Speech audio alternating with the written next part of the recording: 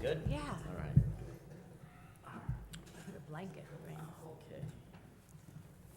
All All right, right. we're all set. All right. Continuation from September 10th, 2025, public hearing, application of Eden Blue LLC for a special use permit pursuant to Chapter 550 of the Code of the Incorporated Village of Mineola entitled Zoning, Section 550-15.1, entitled Downtown Overlay District, to construct a six-story, 204-unit residential building located upon the property known as 110 Willis Avenue, Mineola, New York, known and designated on the Nassau County Land and Tax Map as Section 9, Block 452, Lot 615. Thank you.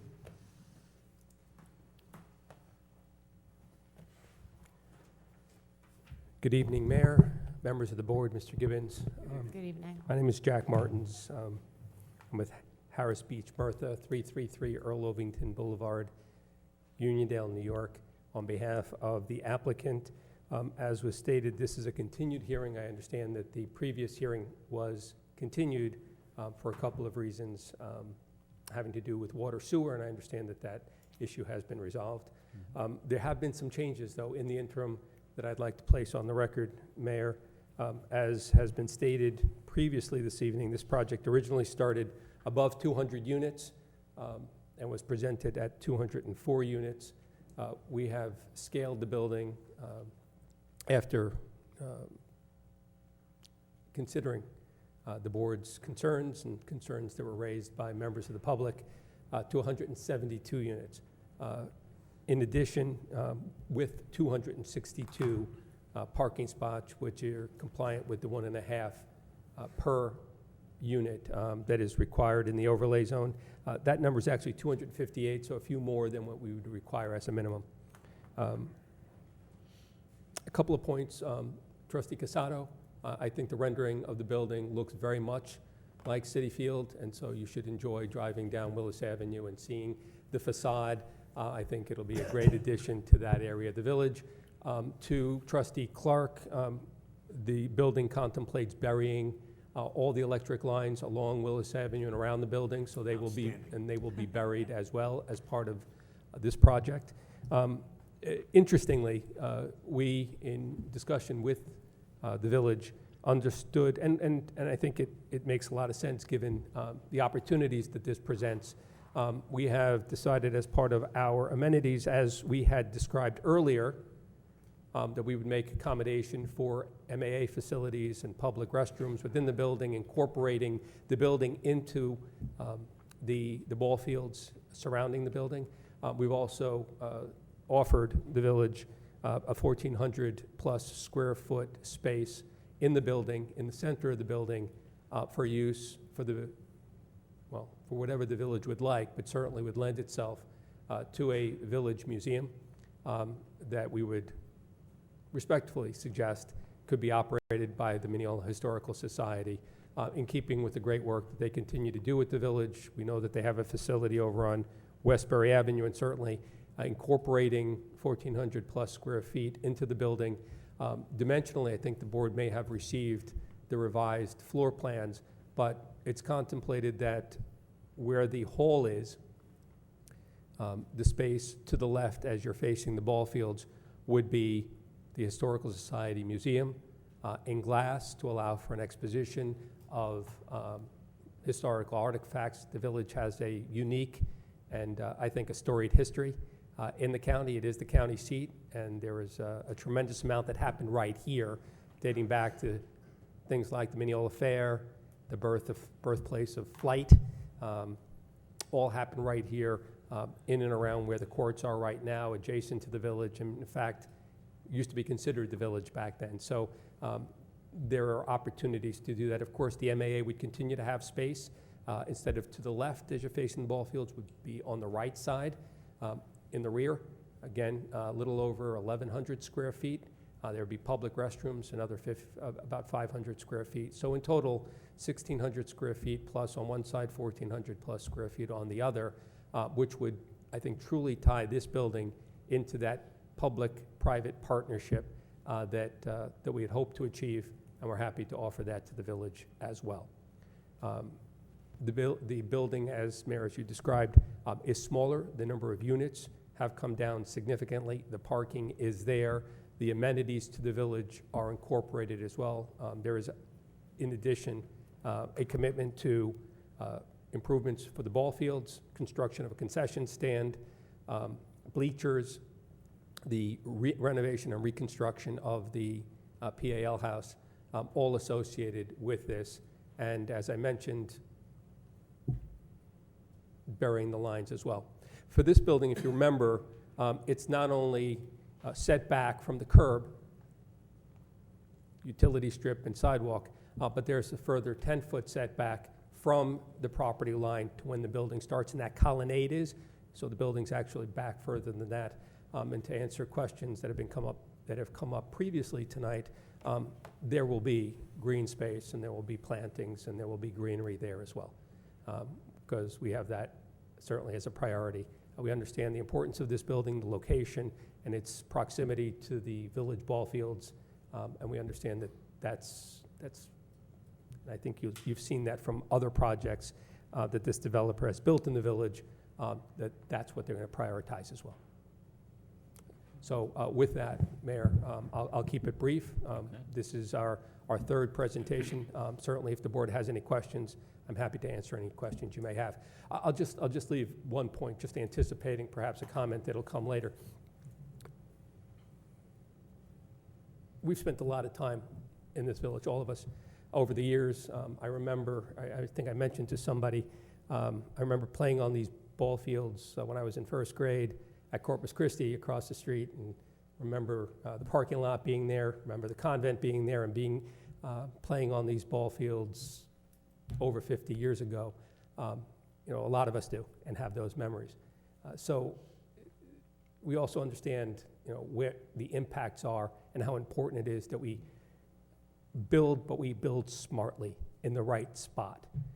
And I do remember, again, as a child, when those buildings, whether it was on Clinton or Jackson or Lincoln, were new, or relatively new. But in retrospect, now thinking about it as we sat here, there are probably over 200 units on Lincoln east of Willis Avenue, between 100, 101, the other buildings on there. Probably well over 200 units on that block. It's a dead end, so anyone who goes in has to come back the same way. It's not like there's a throughway, but all of those apartments that are on that block, as an example, I have never seen, aside from the school, and let's keep the school out of it for now because that's a recent addition, I have never seen a backup on that street, ever. Cars backed up, people not being able to get in or get out of that block. There's 200 plus. So yeah, is that a lot? I'll let you decide whether that's a lot. But I've never seen it. And so I hate to extrapolate one area to another, but to say that there's going to be a tremendous amount of parking based on a number not taking into consideration where the building is going to be and what kind of traffic already exists, and whether or not you're living on, you have a building on Willis Avenue or on Old Country Road, or whether you have one on a dead end or a bunch of them on a dead end on Lincoln. I think it's important that we kind of contextualize when we talk about these places. And Mayor, to your point, if it's not residential, and there's a reason that the village prioritized building residentially in the downtown, because there was, about 15 years ago, 20 years ago, you'd go south of 2nd Street, there were no apartments, there was nothing really down there. And so the idea of creating the feet on the ground that would allow our commercial and retail space to actually be able to survive and thrive. That's all part of this. So placing it in the right place at the right time makes sense. And this is, I would argue, the right place at the right time. And the alternative being an office building, a high-use office building, whether it's medical or legal, something's going there. It's not going to be something as relatively benign as an apartment building. And so with that, whatever questions the board may have, please, I'm happy to answer. Thank you, Mr. Martins. I would just like to, this is the third or fourth time. I mean, last time it was just a continuation. And so we started at a 6-story, 204-unit project with stadium seating in the back and some aesthetic qualities that we didn't find that appealing. And several months later, we are at a 5-story. So although the application still says 6-story because that's the original application, it's actually now a 5-story, 172 unit, no stadium seating. Instead, we're going to improve the seating that we currently have on ball field number 1 and 2. We're going to get a brand-new snack stand out of it. The PAL house, which is probably over 100 years old, is going to get refurbished, heating, boiler, roof, siding, the whole 9 yards. We're going to get space for the MAA, who again are in very tight quarters, a very old building, a building that really is not worth investing the money into bringing it up to code. And then the last piece, something that we came to in discussions in the last week, is our Historical Society, which is on Westbury Avenue by Wilson Park, which very few people know about, go to. If you haven't gone to, I highly recommend that you go, because it is a pretty special place. And obviously, I, as a history teacher, I kind of, naturally like that kind of stuff. But they have come to us for quite some time.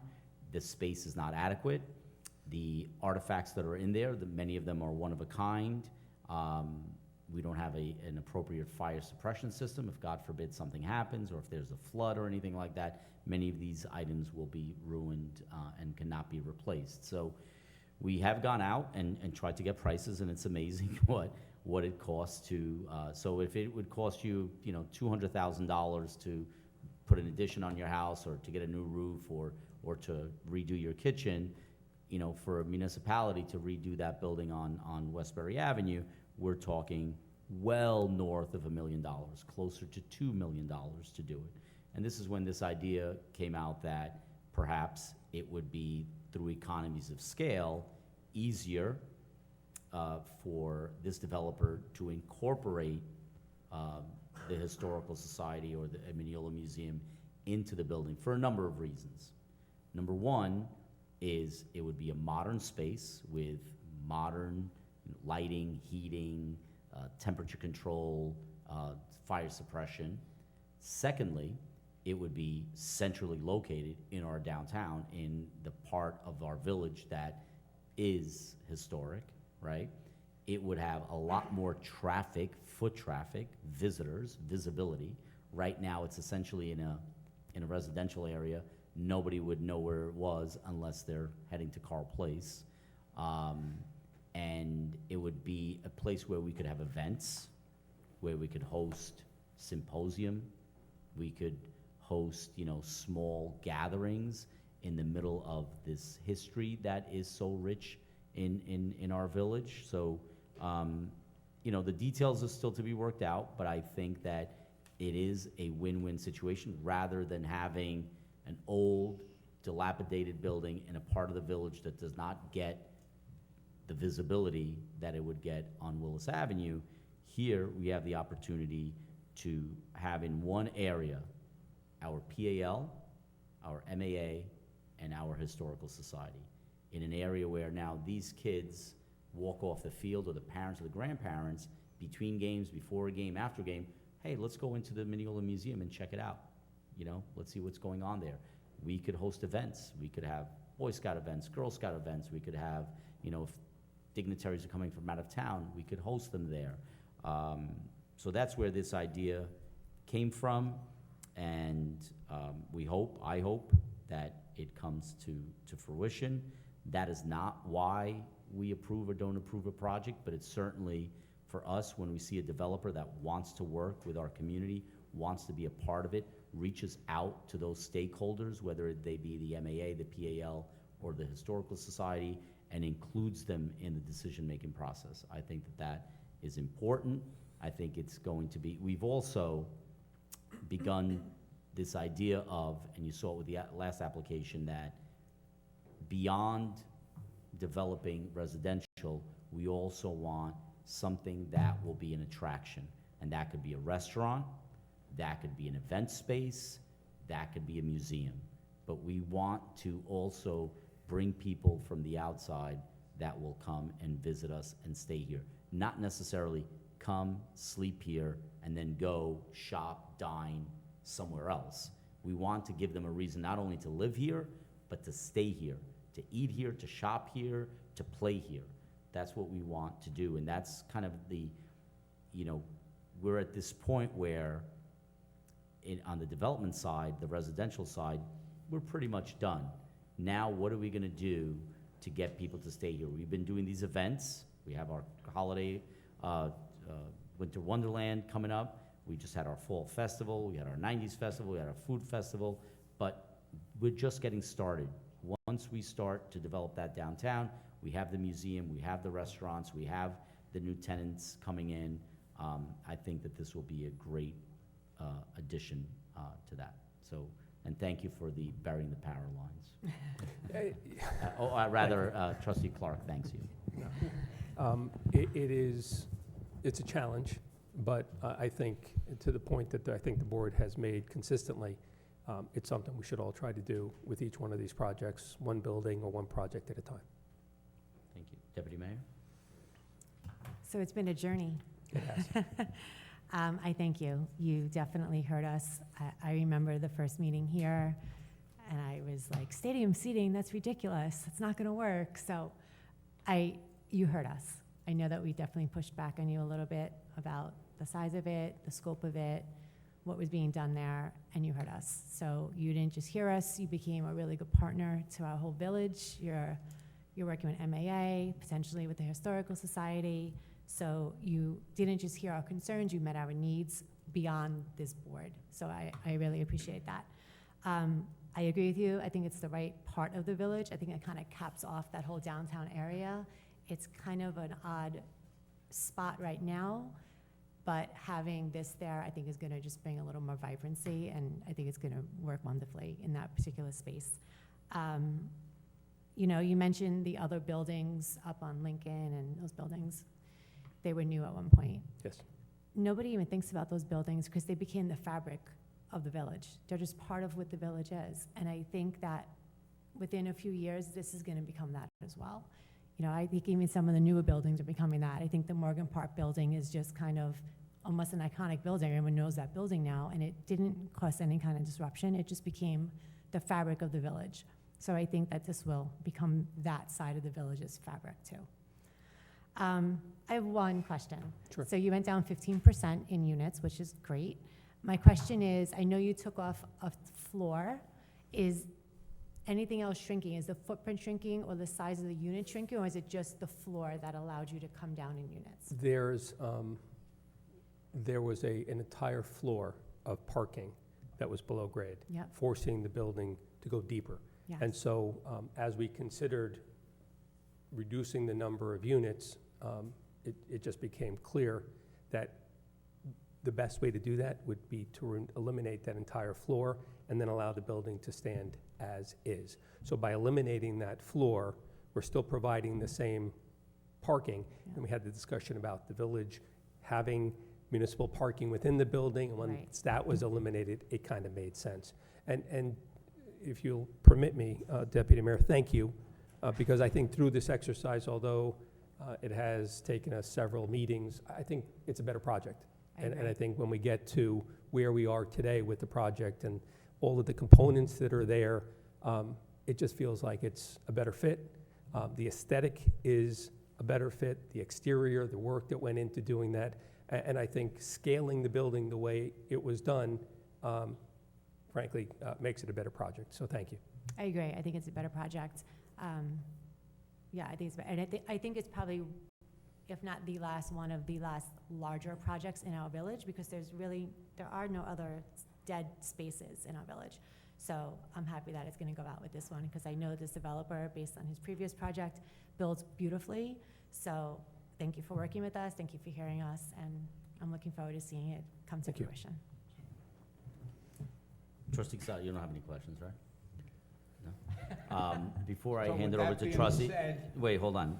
Before I go on, I just want to make a point that the current Historical Society is about 900, it's less than 1,000 square feet. It's probably about 900 square feet, and this proposal would, add almost 50% to the square footage, because if you've been in the Historical Society, it's pretty tight. They have a lot of things in storage. They can't even display it because they just don't have enough room.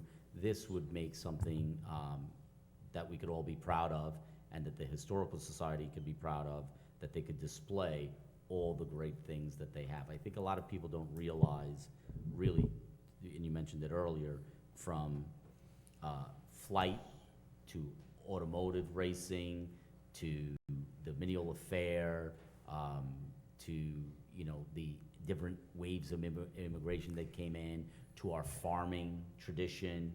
There is so much that we really should, you know, highlight, and that would give us the ability to do that. So now I'll turn it over to Mr. Casado. Mayor, if I may, the competition between Mineola and the village of Hempstead to see which one would be the county seat.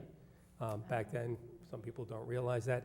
And the board may remember a dear friend of ours who's since passed, Walter Hobbs.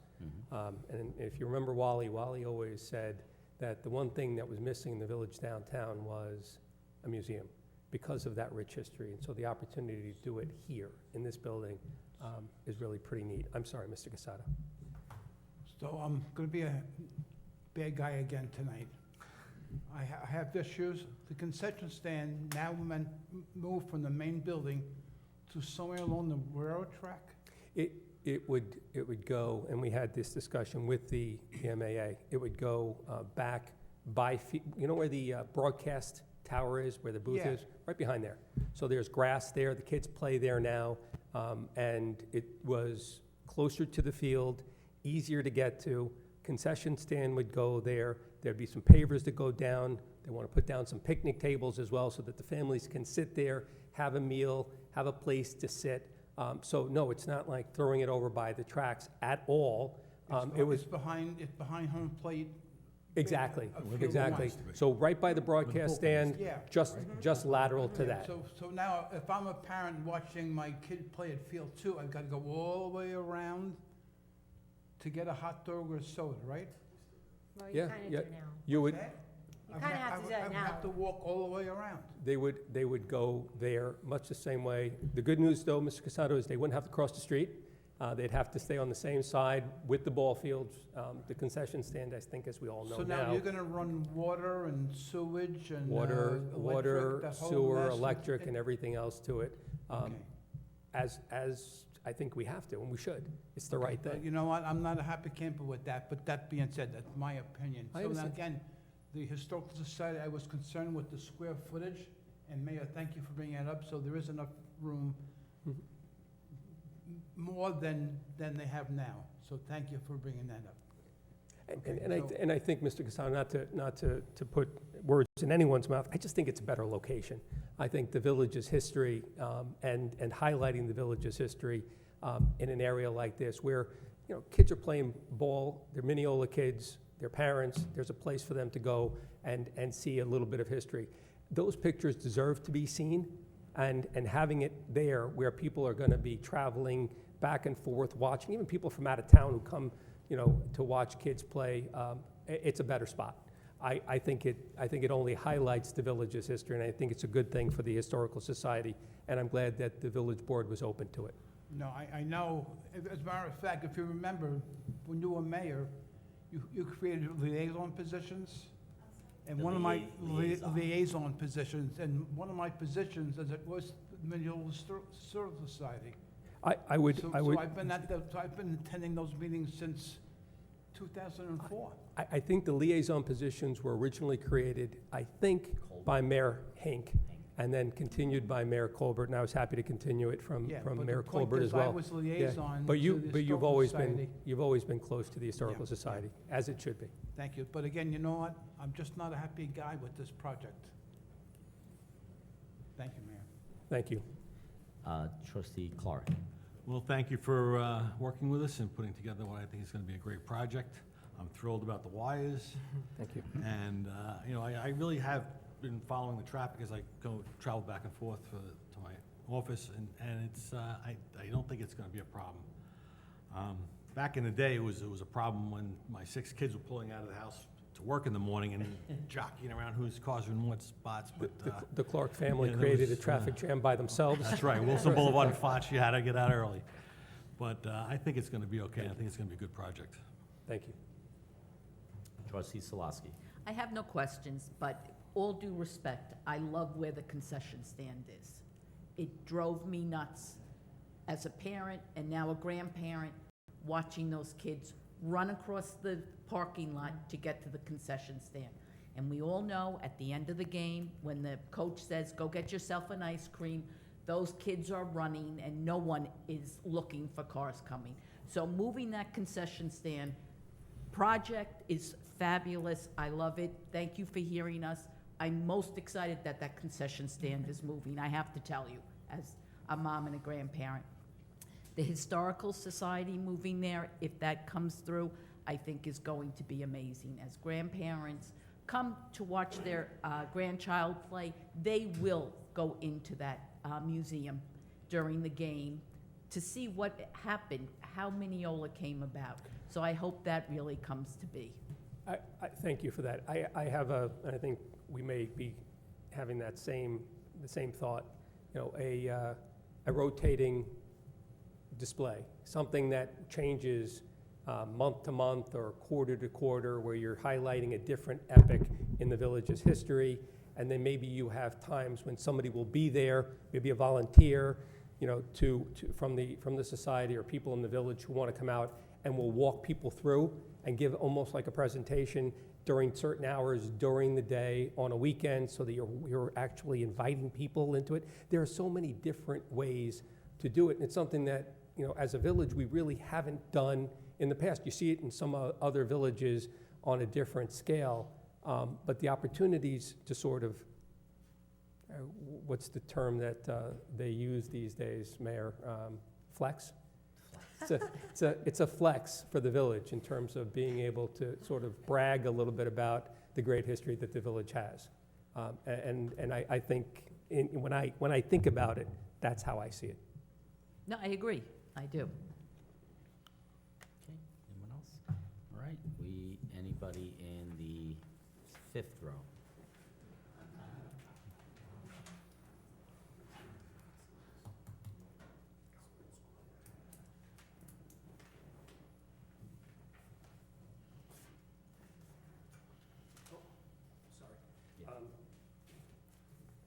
Thank you. I just wanted to highlight also, I had forgotten, but that space on the first floor, the retail space, 14-foot ceilings. Say it again, Mayor? 14-foot ceilings. Okay. So 14-foot ceilings, it's probably Yeah. about this, or so, maybe a little higher than this. Yeah. So in terms of giving space and perspective for the kinds of display that you're going to expect from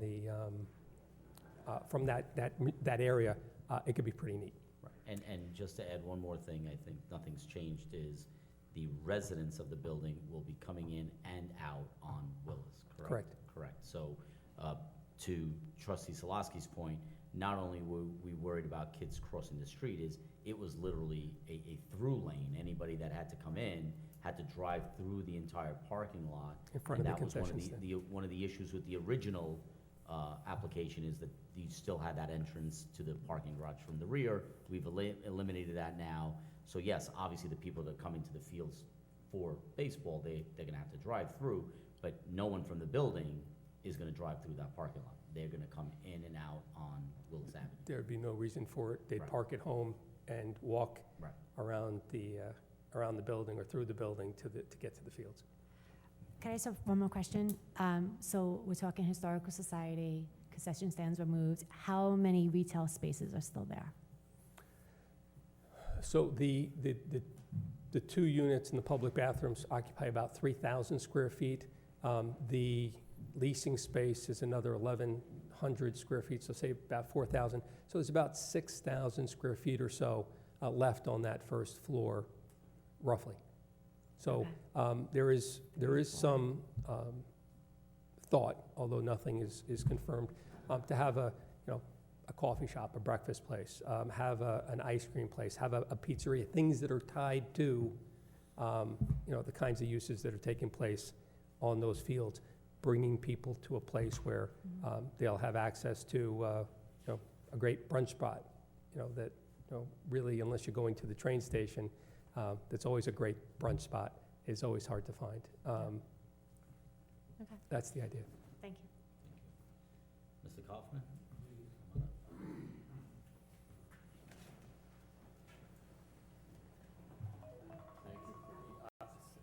Thank you for the opportunity to address the congestion or traffic on Lincoln Avenue. I'm not an authority on traffic, but because it was just brought up. The apartment buildings on Lincoln, I don't know how many units are there, but across the street from Lincoln, continuing on Lincoln, going to Mineola, and all those streets that go down towards the train tracks, they're all single-family homes. So you're not going to have the kind of congestion or problem with traffic that you would ordinarily have with multiple residency buildings. So it's not Lincoln. Lincoln really can't be an example of what the situation is. If you bring a traffic consultant in, maybe you'll have a more Just to clarify, better authority on this. Link, all those President Streets Yeah. between Roslyn Road and Horton, that's our two-family zone. So I just want, because you said they're single-family homes. Yeah, okay. So those are all two-family, legal two Okay, families, all right? I mean, just to put it in perspective, that there are probably a lot of cars per house in those areas, so because they're not single-family homes, they are the legal. So from the east side of Horton to the west side of Roslyn Road, essentially between Jericho and Old Country Road, that would be our two-family zone. But it doesn't, I mean, the amount of Right. traffic there is minimal, I mean, compared to what's going to be down closer to the railroad tracks and closer to town. And you just mentioned bringing in a traffic study. The Yeah. developer did that as part of, they gave us a book about this big. They had a professional traffic study done, as all developers have to do when they present something here. In addition to the big building that's being Correct. being put They up take right into next to the account- railroad? They take into account all that's being built or is built already there. Interesting, okay. Okay. Just And- making a point, thank you. Okay, I appreciate that. Thank Thank you, you. Mr. Kaufman. Anything else from the board? Anything from Mr. Gibbons? Yes, Mayor. I would offer the following resolution. Whereas proposed action is an unlisted action under CEQA, and I would note that at the beginning of the CEQA process, this was a type 1 action, but based upon the reduction in unit count, it is now a lower classification under CEQA, an unlisted action. And whereas the Board of Trustees has reviewed the provisions of CEQA as related to the proposed action, including the review of the information contained in the CEQA documentation, consisting of parts 1, 2, and 3 of the environmental assessment form and other information in the record with respect to the proposed action, and whereas the potential impacts and the magnitude and importance of potential impacts and benefits have been considered by the Board of Trustees, and a recommendation for the adoption of a negative declaration has been made, as the proposed action will not have a significant adverse environmental impact. Now therefore be it resolved that the proposed action will not have a significant adverse impact on the environment, and be it further resolved that the Board of Trustees hereby adopts the attached negative declaration pursuant to CEQA. Thank you, Mr. Gibbons. I'll entertain a motion. Motion. Motion by trustee Clark. Do I have a second?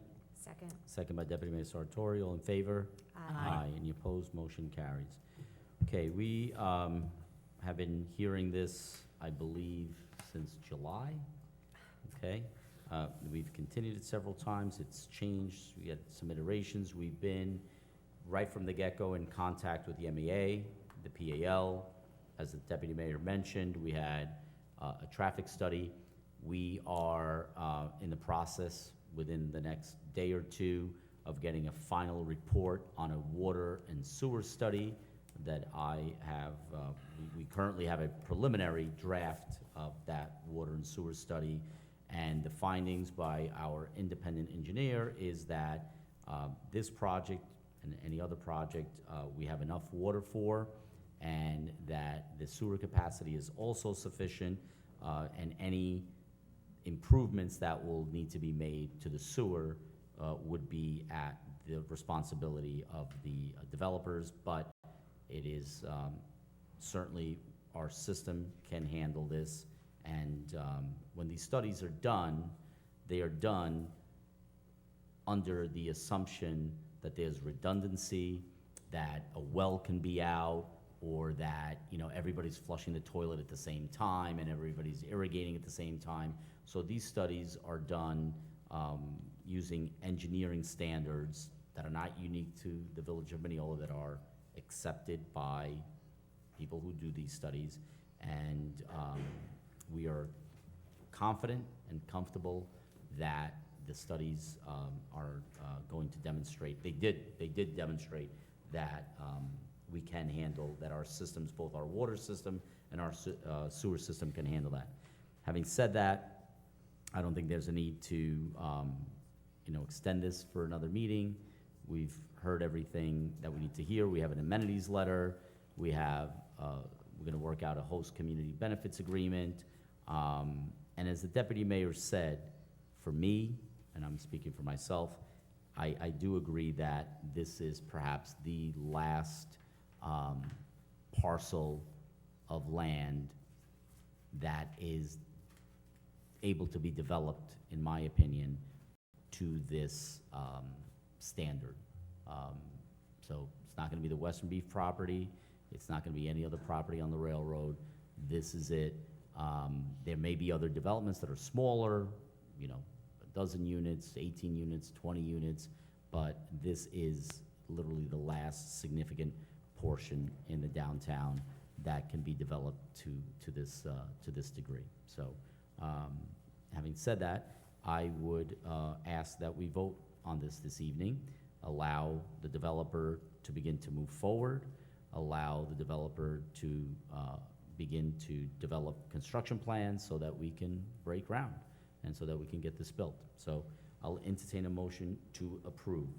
Motion. Motion by Deputy Mayor Sartori. Do I have a second? Second. Second by Trustee Clark. Mr. Rivera, please poll the board. Yes. Yes. No. Yes. Yes. Okay. Gentlemen, congratulations. Thank you. Obviously, stay in touch with our building department, our attorney, and with the MAA. You were very good neighbors when you were building the Eden, the Royal Blue, rather. We ask that you continue to do that, to be good neighbors with the MAA, the PAL, and everybody else around you. And good luck, and let's get shovels in the ground. All right? Have a great night. Thank you. Every night. I'll entertain a motion to close the hearings. Motion. Motion by Trustee Clark. Do I have a second? Second. Second by Trustee Solosky. All in favor? Aye. Any opposed? Motion carries. We have a work session. If you'd like to stay, we're gonna go right into our work session. Where's everybody going? Yeah, no. I'll entertain it. No, you can go. Yes, you can go. I'll entertain a motion for approval of bills and payroll. Motion. Second? Second by Trustee Casado. Motion by Trustee Solosky, second by Trustee Casado. All in favor?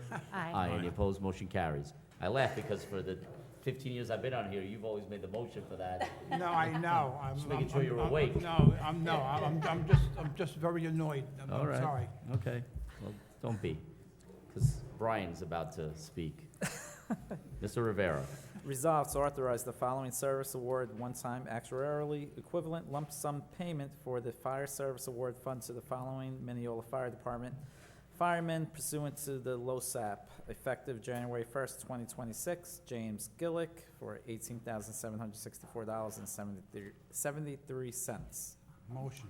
Oh, now motion by trustee Casado. Do I have a second? Second. Second by trustee Clark. All in favor? Aye. Any opposed? Motion carries. I have two more items. Resolved to suspend parking meter regulations on Saturdays from November 29th, 2025 through December 28th, 2025 on the following streets: Jericho Turnpike, Mineola Boulevard, Willis Avenue, and the streets connecting Mineola Boulevard and Willis Avenue. Okay, so this is something that was started under Mayor Strauss, and we try to do what we can to help our businesses downtown. We ask you to shop locally. So on weekends, in the heart of our shopping district, we will eliminate metered parking enforcement. Obviously, if you're parking in front of a fire hydrant or blocking a driveway or, doing something else illegal, this does not excuse you from that. But you do not have to feed the meters on Saturdays and Sundays, essentially between Thanksgiving and New Year's. And we ask that you frequent our businesses downtown and up here on Jericho as well. Entertain motion.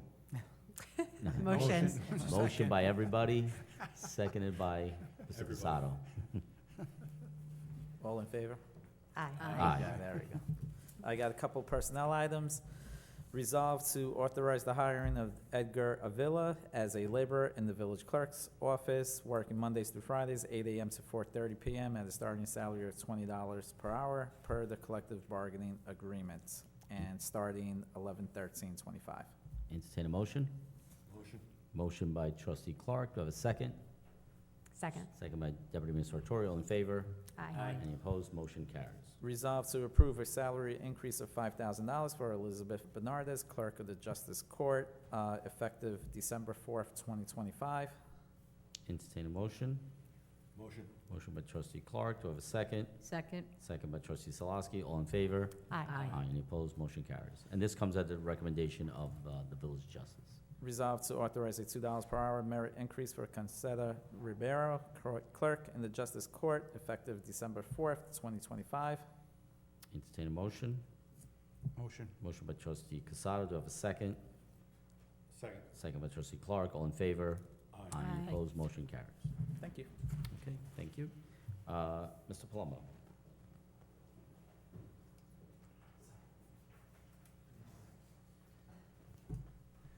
Good evening. Good evening. Two quick ones. Request and approval of a resolution to amend the 2023 HVAC service contract to include several new village facilities and pieces of HVAC equipment. This amendment will include those new facilities and equipment under the existing service agreement to make sure all systems continue to receive regular maintenance and operate properly. Listed below are the locations. The contractor is Five Star Mechanical. The cost of $8,432.50, and the funding will be from the 2025-2026 general fund and/or the general fund unreserved balance. Entertain a motion. Motion. Motion by trustee Salaski. Do I have a second? Second. Second by trustee Clark. All in favor? Aye. Any opposed? Motion carries. And one personnel item. Request a resolution authorizing Highway Division laborer Sean McCrave to sell back 25 days of vacation time. This is a one-time request for authorization based upon Mr. McCrave being on workman's compensation for a year. Okay, we discussed this. I'll entertain a motion. Motion. Motion by Deputy Mayor Sartori, second by trustee Casado. All in favor? Aye. Any opposed? Motion carries. That's it, thank you. Thank you. Thank you. And Mr. Gibbons? No report, Mayor. No report? Okay. I'll entertain, before we close the work session, I just want to say, because Mr. Palumbo was up here, as I mentioned earlier, we are getting into the heart of our reconstruction of Wellington and Garfield. It is dusty, it is inconvenient for the time being, and please be patient, but if there's anything that you see that you want to bring to our attention, please call Village Hall here or call DPW, and we certainly will hold the contractors accountable and make sure that they try to keep the inconvenience, to a minimum. It's not easy right now, but, when we're done, you'll be happy. Entertain a motion to close one the, more oh, thing. go ahead. Just garbage. November's a weird garbage month, so this week is also a holiday schedule, and in 2 weeks with Thanksgiving be a holiday schedule. So just pay attention to those schedules, or call Village Hall if you have a question on which days things will be picked up. True. Linda thanks you. I'll entertain a motion to close the work session. Motion. Motion by Deputy Mayor Sartori. Do I have a second? Second by Trustee Casado. All in favor? Aye. Any opposed? Motion carries. Have a great night, everyone. Anyone's had to chime in, I know one. Brian, tomorrow morning, right, 9 o'clock?